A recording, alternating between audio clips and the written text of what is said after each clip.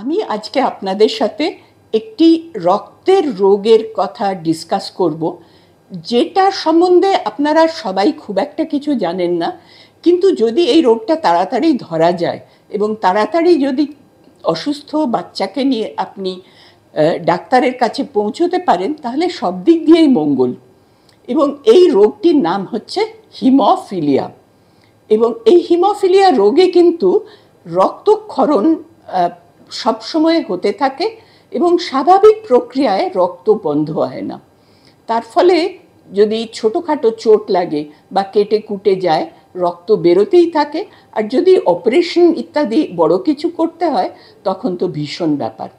কাজেই এই রোগটা খুব অল্প অবস্থায় বা জন্মের অল্প পরেই ডায়াগনোজ করা উচিত এবং তার সঠিক চিকিৎসার ব্যবস্থা করা উচিত।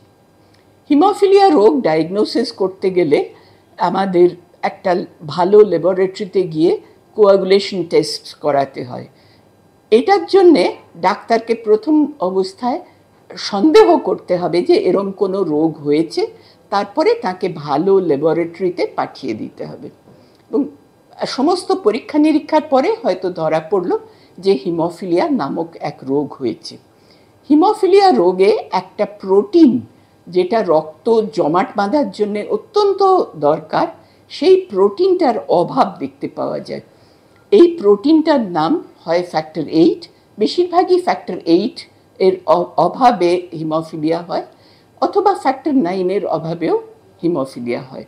এবং চিকিৎসাটাও সেই অনুপাতেই হয় যে ফ্যাক্টর 8 বা 9 যেটার অভাব আছে শরীরে, চোট লাগলে সেই ফ্যাক্টরটা শরীরে পুশ করে দেওয়া হয়। এবং এগুলো করতে গেলে একজন ন্যাচারালি অভিজ্ঞ হিম্যাটোলজিস্টের প্রয়োজন হয়। কাজেই তার পরামর্শে হয়তো অন্য সবাইও এই রোগটা ম্যানেজ করতে পারবেন, কিন্তু প্রথম দিকে এইটার দরকার হয়। এরপরে এর তো নানা রকম ঝামেলা আছে, যেমন যদি অপারেশন করতে হয়, বা যদি ভারী চোট লাগে, বা যদি ফ্র্যাকচার হয়ে যায়, তাহলে তার স্পেসিফিক আলাদা ব্যবস্থা দরকার। কাজেই আপনারা বুঝতে পারছেন যে খুব তাড়াতাড়ি এর ডায়াগনোসিস, প্রপার চিকিৎসার ব্যবস্থা এবং ঠিক ডাক্তারের কাছে পৌঁছানো, এগুলো সবই খুব জরুরি দরকার।